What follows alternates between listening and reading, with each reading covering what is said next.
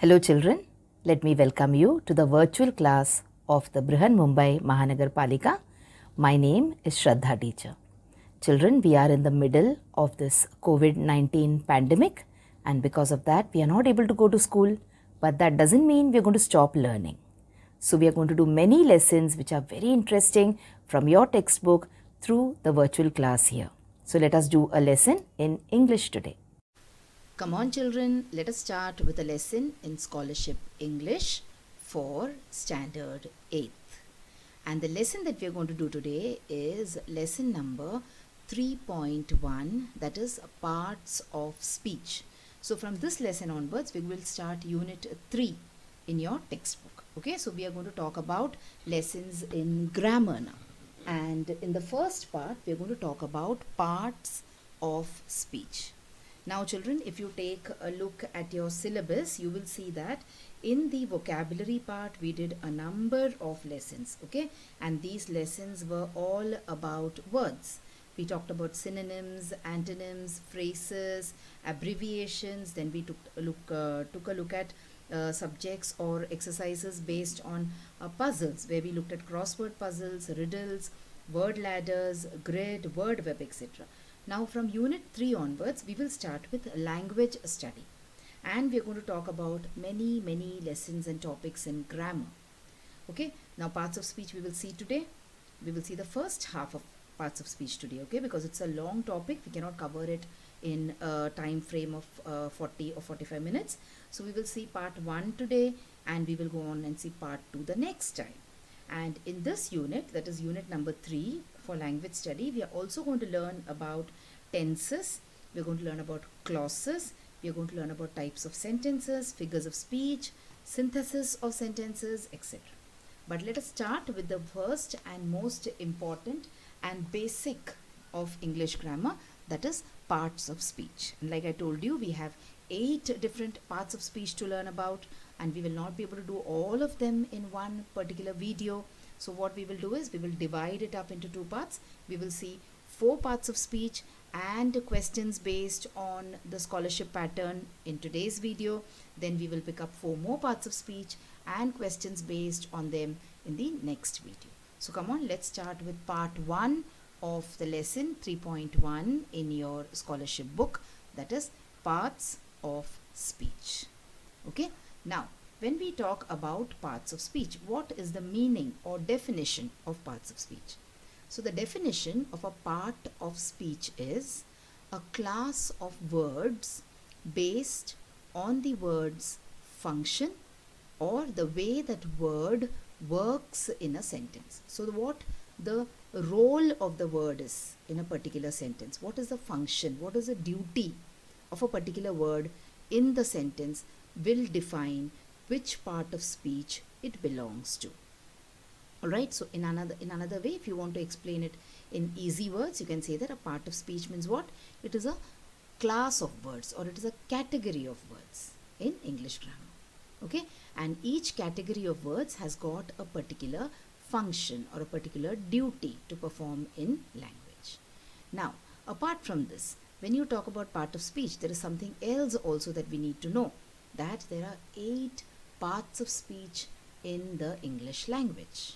Okay, so the English language is divided into 8 parts of speech, and each of these parts has got a definite role to play in the English language. Apart from that, we should also know that an individual word can function as more than one part of speech when used in different circumstances.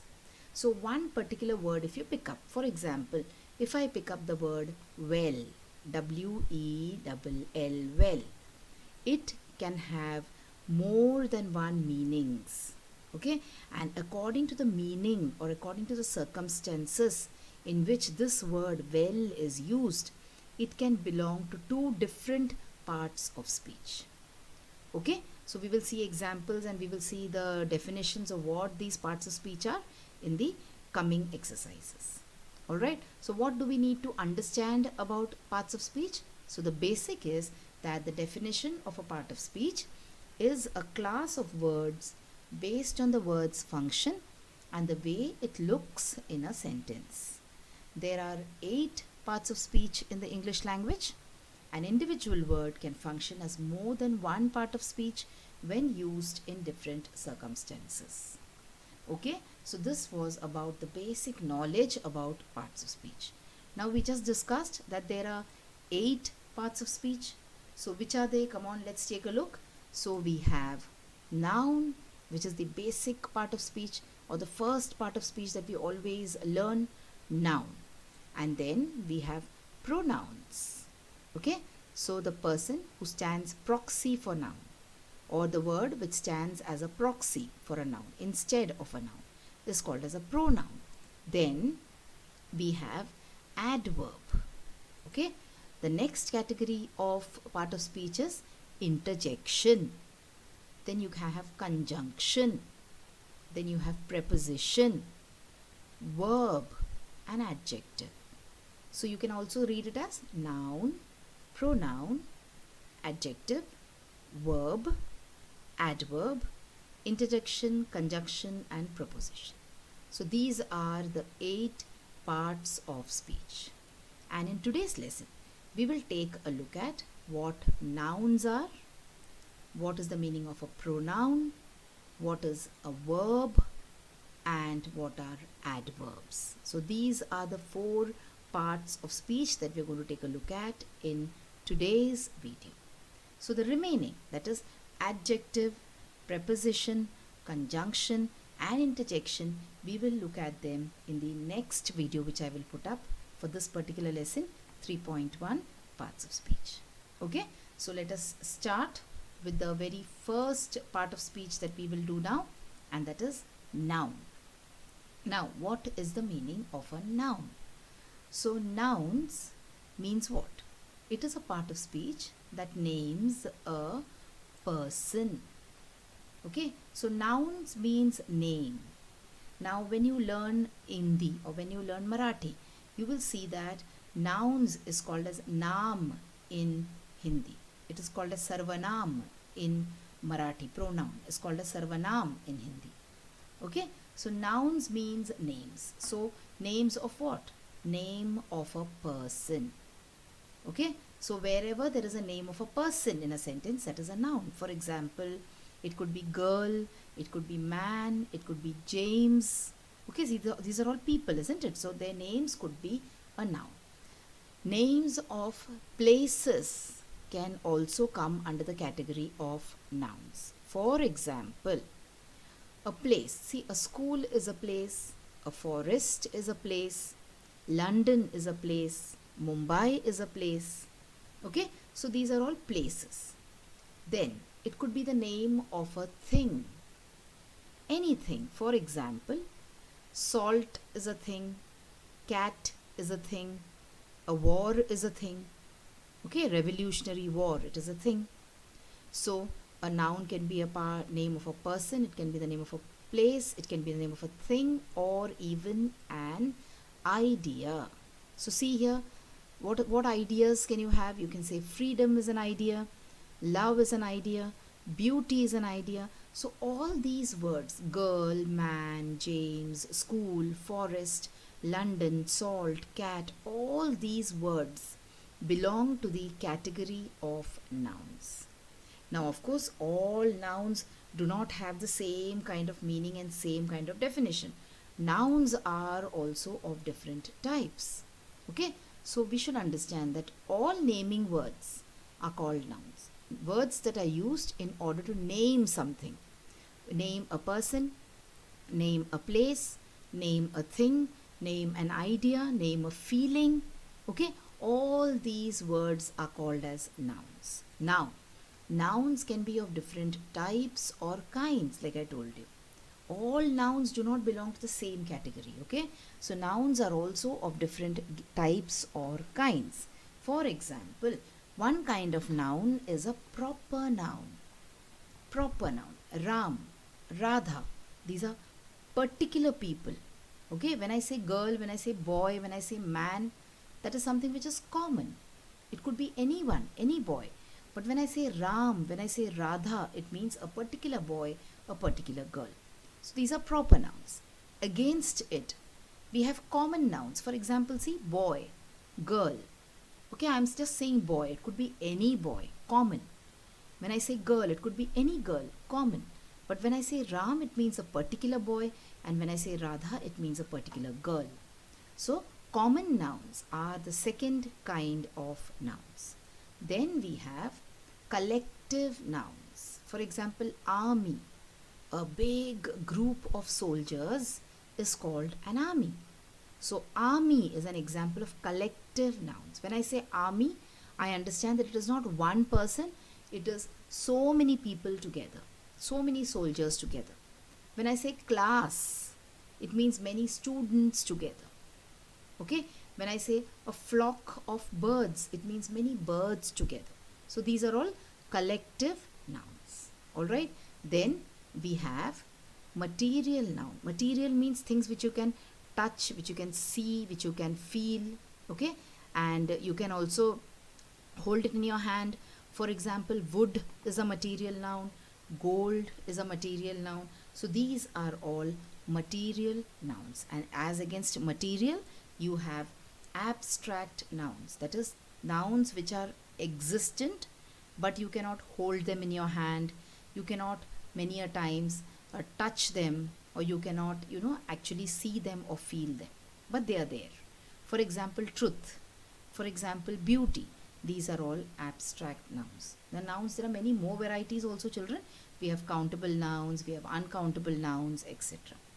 But when we learn about types of nouns or kinds of nouns, we talk about these 5 types. Okay, so this is the meaning of what nouns are. Let us move on and let's look at what pronouns are. Remember, the main aim behind our lesson is we are supposed to look at the question patterns. Alright, and what are nouns, what are pronouns and parts of speech, we have been learning since a lower class. So we know it, but we are just in an attempt to solve the questions, we are just taking a look at them. Okay, so what are pronouns? Let's see. So a pronoun is a word that takes the place of a noun or another pronoun. So I told you, it is a proxy for a noun or a pronoun. What is proxy? Someone who takes the place. For example, if one day your teacher doesn't come, some other teacher comes as proxy, isn't it? So the pronoun is also a proxy for a noun most of the times, and sometimes for another pronoun also. For example, it can take the place of a subject in the word. For example, I, you, he, she, it, we, they. These are all examples of pronouns, and it can take the place of an object also. For example, me, you, him, her, it, us, them. So it can become the subject of a sentence, it can become the object of a sentence as well. Alright, and it can take the place of a possessive word also. Possessive, mine. This book is mine, you say. This is my book. Your, yours, his. It shows possession. It shows a sense of belongingness. Okay, so these are all the words which are pronouns, and this can take the place of a noun. They take a place of a noun whenever required. This, children, is a list of all the possible pronouns. Okay, now you can take your own time, you can pause the video and you can read this list properly, because you have to keep it in mind and you have to remember what the pronouns are. You should be at least able to recognize a pronoun when you see it. So I, you, he, she, it, me, you, him. So it is a very big list. So what you can do is, instead of me reading out all the words to you, please pause the video here and read all the words carefully and properly. Okay, so this is what a pronoun is. Now you understood what the meaning of pronouns are. Let us move on to the next part of speech that we are going to look at in today's lesson, and that is verb. Okay, so what are verbs? A verb is a word that expresses an action or a state of being. So an action, whenever there is an action happening, how will you describe the action? So the word that you use in order to express or describe or point out an action is called as a verb. Now it is not necessary that always something has to happen. Sometimes it could be a state of being also. That person might not be doing something actively, but even then, sometimes we have verbs which express a state of being. For example, see, action is she ironed her dress. So, what is she doing? See, she's actually picked up an iron and she's having a cloth on the ironing board and she's doing the work or the activity or the action of ironing. So, here ironed is the verb. Whereas, state of being means what? See, she feels tired. So, when she's feeling, is she doing something? Like this lady is ironing. When you feel something, are you actually doing something? No, you're just in a state of being. Alright, that is the way you are feeling at that time. So, this feel is also a verb. So, see, there are certain verbs which show action, and there are certain other verbs which show state of being or your existence or your state of mind. Okay, so this is the meaning of verb. So, verb means action. These are all the different kind of verbs that you can have. So, slide, slip, smell, snore. Now, you will see this is alphabetical, okay? This starts with S and it ends with W. Now, just for S, T and W, you have so many different words which are verbs. So, imagine if you start to take a look at alphabet, from the letter of the alphabet starting from A up to Z, you will have so many words which are verbs. Alright, so let me give you a small exercise over here. So try to pick up the dictionary and try to locate at least 2 verbs for each letter of the alphabet. Alright, for example, for A, it will be to act. For B, it will be to bat. Alright, so think about the words, or you can even look into the dictionary and find help there. So these are all verbs. Okay. For example, slide is a verb, slip is a verb, smell is a verb, snore is a verb. Most of them are all action words. So, all of them are verbs. So, again, you can pause your video here and you can try and read all the words properly. Alright, let's move on and go to the next one that we have, the next figure of speech, and that is adverb. So, what are adverbs? Let us see. So, an adverb is a word that describes a verb. It could describe an adjective. It could describe another verb, adverb, or a sentence, and that is often used to show time, manner, place, or degree. So, in a way, you can say that adverb describes the verb. It tells you more about the verb. It could also talk about an adjective. It could describe another adverb also sometimes in a sentence. It also shows the time, the manner, the place, or the degree. Okay, now we have different kinds of adverbs also. Let us look at some example words here. So, in arrived early, or runs slowly, or stayed home, and works hard, the words early, slowly, home, and hard are adverbs. Why? Because he arrived early, you say. So he arrived. The action of arriving is a verb. But how did he arrive? The manner he arrived is he arrived early. Okay? Or running. Running. How? Running is what? Running is a verb. How did he run? Slowly. Slowly. Okay? Next one. Stayed. So stayed is a verb. Where did he stay? The place where he stayed. Where did he stay? He stayed at home. So home is an adverb. So in the same way you have early, slowly, home, hard, and so many other words which you can identify as adverbs. Alright, so this is the meaning of an adverb. An adverb means a word which describes either the verb or the adjective or another adverb. These are all adverbs for you to read. So you have towards, there, inside, here, back, far, above. These are all places. Okay. Then you have fully, almost, rather, extremely, secretly, well, fast, quickly. See, so you sit back, relax, pause the video and read all these words which are adverbs. Alright children, so now we have seen what the meaning of noun is. We've seen what the meaning of pronoun is. We've also looked at the meanings of verbs and adverbs. And of course, the children, we cannot spend too much time because this is not a lesson based only on parts of speech, but here we are going to look at it from the scholarship exam point of view, isn't it? So come on, let's move on and do the important exercise that we always do is we will take a look at the question paper patterns and we will try and solve a few questions based on these particular parts of speech that we saw today. The 4 parts of speech that we tried to learn today. Okay, so come on, let's start and see what the first pattern will be. Do as directed. So whatever the question tells you to do, you're supposed to do that.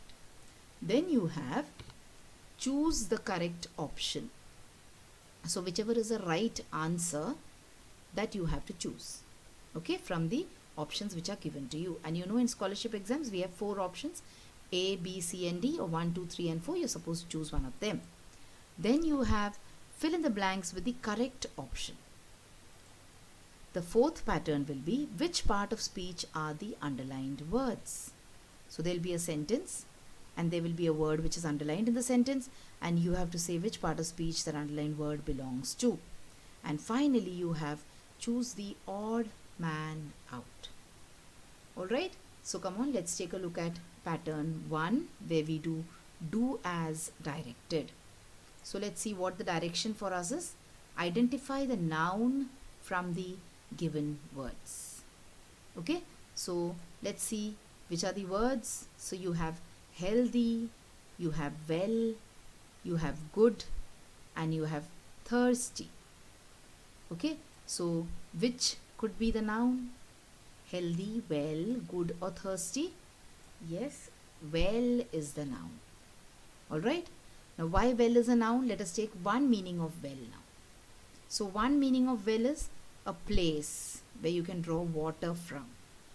Okay, people build wells so that they get water from those wells. So it is a place. That is why it is a noun. Okay, simple, isn't it?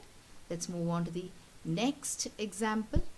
Identify the verb from the given words. Okay, so you have to identify the verb now. So these are the words: more, active, rice and garden. So out of these 4, which one of them is a verb? What is an action here? It is word number 3, option number 3, that is rise. So see, the sun rises in the east and sets in the west. So rise is a verb. Moving on, let's take a look at the 3rd one. Identify the pronoun from the given words. Pronoun. So let's see which are the words. So you have many, wrote, great, them. So which is the pronoun? Which is the word which can be used instead of a noun? It is option number 4, them.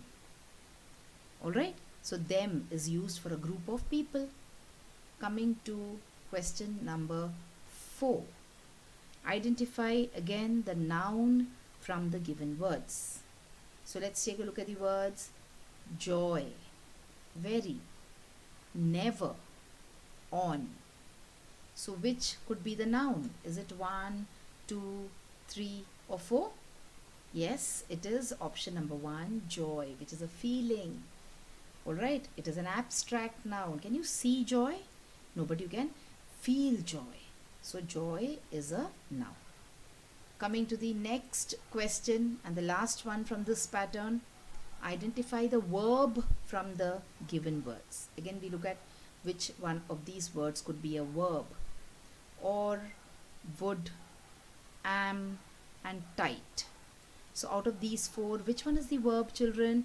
It is option number 3, am. Okay, for example, I say I am a teacher. So I is a pronoun, am is a verb over here and teacher is a noun. So am means my state of being. So am here is the verb. Okay, so this was pattern 1.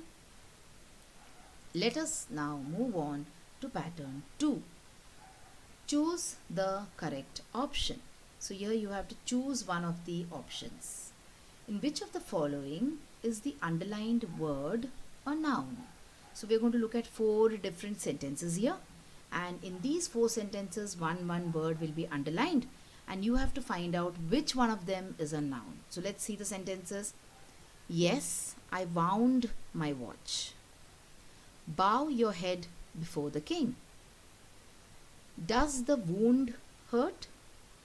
Did you wind your watch? Okay, now see, this is a very confusing sentence. If you see, all the sentences are very confusing.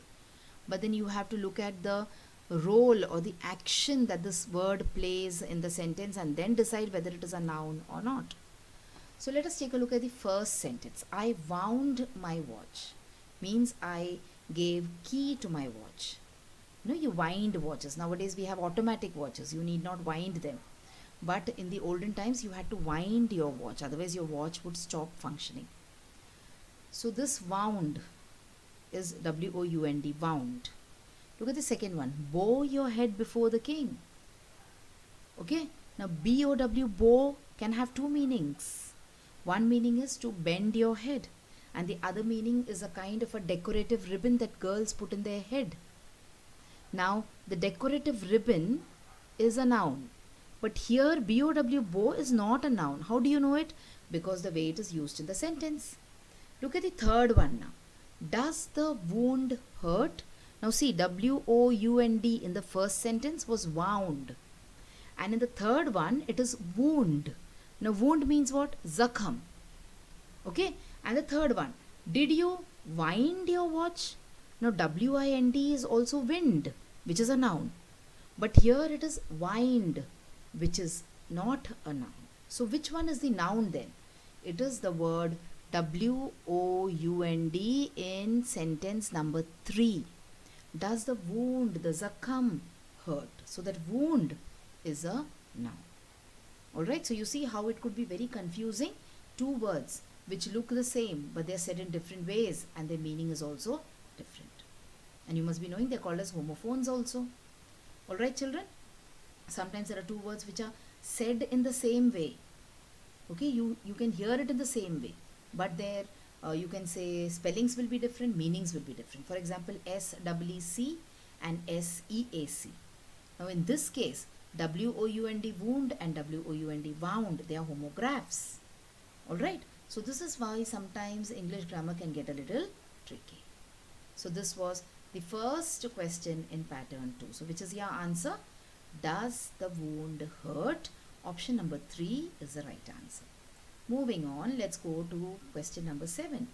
In which of the following is the underlined word an adverb? So let's take a look at the options. The teacher came to speak. The children were sad. John approached the wounded dog. The box is still below the stairs. So which one is an adverb? Which one is describing either a verb or an adjective? Okay, so the first one, the teacher came, is a verb. The children were sad is a verb. John approached the wounded dog. So wounded is telling you more about the noun, the dog. So it could not be a adverb. Then which one is the adverb? It is fourth one.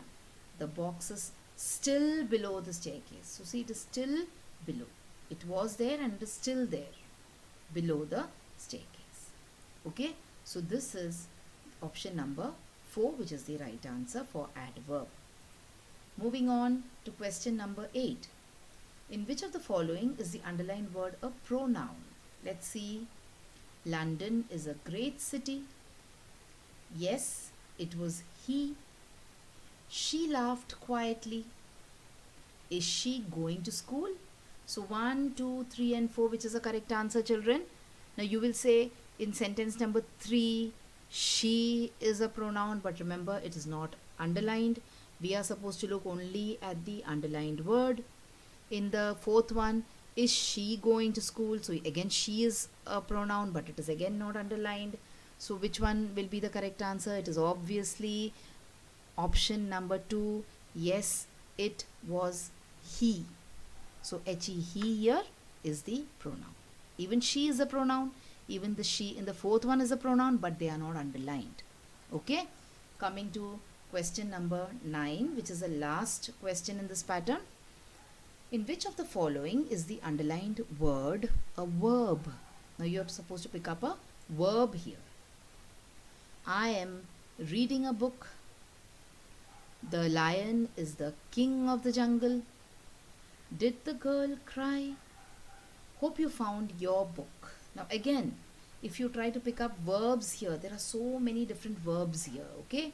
But let us try and pick up the underlined word and see which one is the verb.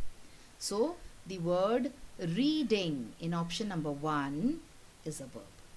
In the sentence number 2, the lion is a verb. The word is a verb.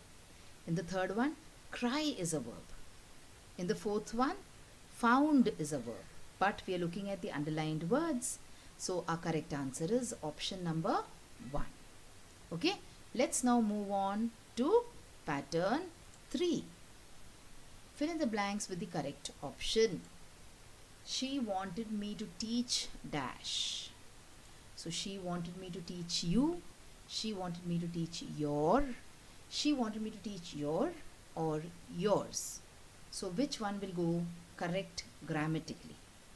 Now all of them, if you see, are pronouns. But which one pronoun will be correct here in this situation? It is the first one, you. She wanted me to teach you. Okay, let's move on to the next question here. Question number 11. He is walking very dash. So this would be a adverb because he's describing how he is walking. So well, is it he is walking very slow? He's walking slowful? He's walking slowly? Or he's walking slowfully? So 1, 2, 3 and 4. Which will be the correct answer, children? It will be option number 3. Yes, he's walking very slowly. Okay, so we cannot say he is walking slow. We can say he is slow or he is a slow walker. Alright, slowful is also not a word properly which you will find in the dictionary. Neither is slowfully. So he is walking very slowly. Okay, now remember, I am sure you are enjoying the lesson, but you will enjoy it more when you pause the video after you see the question and try to write the answers yourself. Alright, come on, let's move on. Fill in the blanks with the correct option. You have this sentence. Dash is a big city. Her is a big city. Its is a big city. Your is a big city. Or Mumbai is a big city. Very simple, isn't it? Which is the answer? Option number 4. Mumbai is a big city. Okay, coming to the last question in this particular pattern. You have this question for you. The boy could not dash fast. So now this is a verb. Okay, we are trying to look at how the verb can be written correctly here. The boy could not ran fast, run fast, running fast or runned fast. So which is the correct answer? The boy could not run fast. Option number 2. Okay, so we saw 3 patterns of questions now here. Let us now move on to the next pattern. So we will take a look at pattern number 4. And what does the question say? Which parts of speech are indicated by the words underlined? So the same kind of question, just the words are twisted. So let us take a look at the sentence. We cannot start as it is raining. We. Now what is this we? Is it a noun? Is it a conjunction, a verb or a pronoun? So we is a pronoun. That is option number 4. Now we've seen so many exercises that you can easily come up with the answer. Next question. Which parts of the speech are indicated by the words underlined? The rose smells sweet. So is the word rose a noun, a conjunction, a verb, or an adverb? It is a noun. Option number 1. Now, rose can also be a verb, but see the way it has been used in this particular sentence, it is a noun. Next question, you must see that it sustains no damage. You here is a noun, a verb, a pronoun, or an adverb. You here is a pronoun. Option number 3. Okay, coming to the next example, we must exercise regularly. So, we must exercise, that we know. Regularly, when you add, what is this word regularly then? Is it a noun, verb, adverb, or adjective? The word regularly is option number 3, an adverb, because it tells you how or what manner should you exercise, in what way should you exercise. Okay, then we come to the next question here.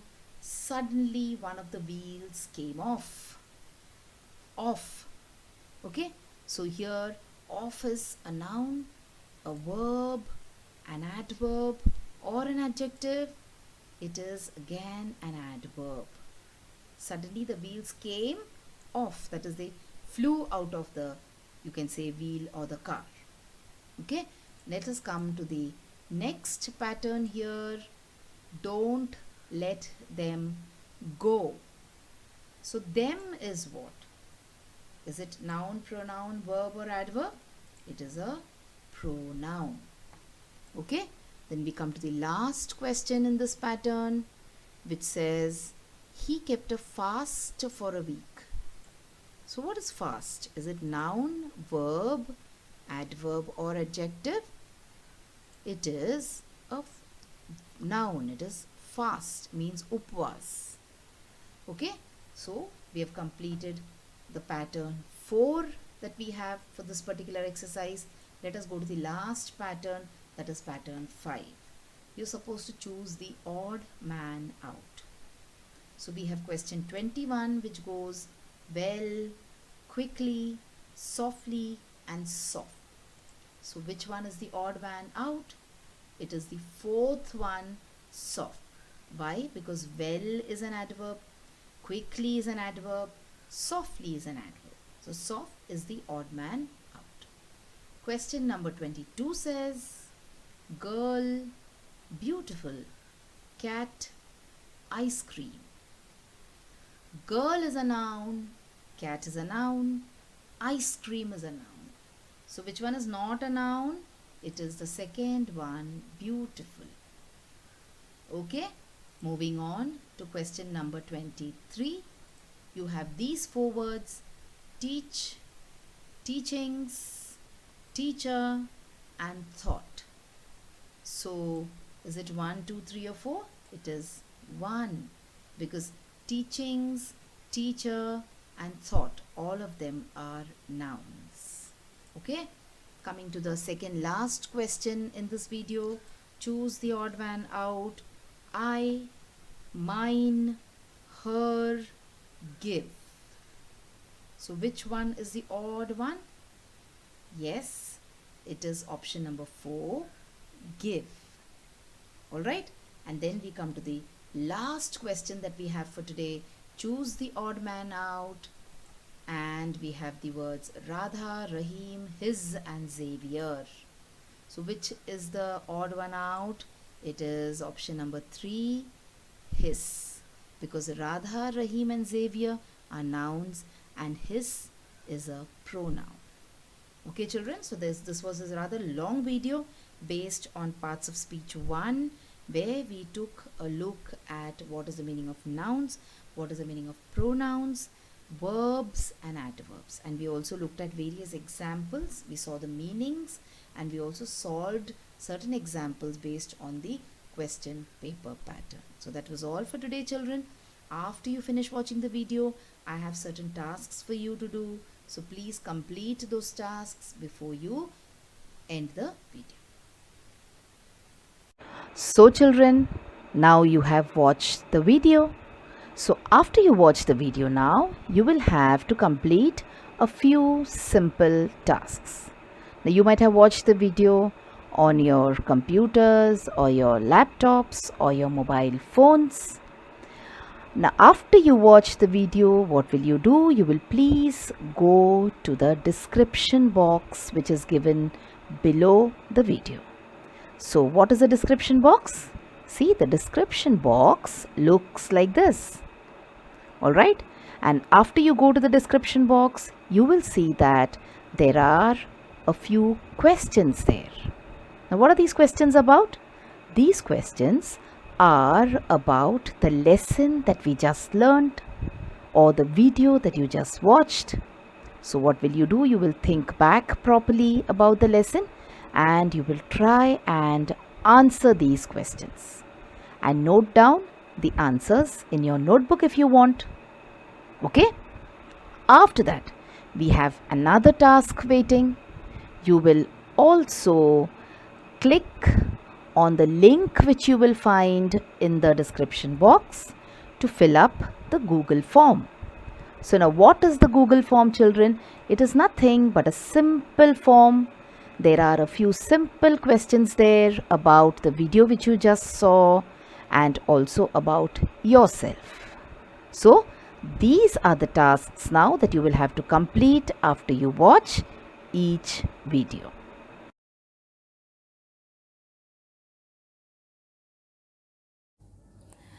So children, wasn't that a very interesting lesson?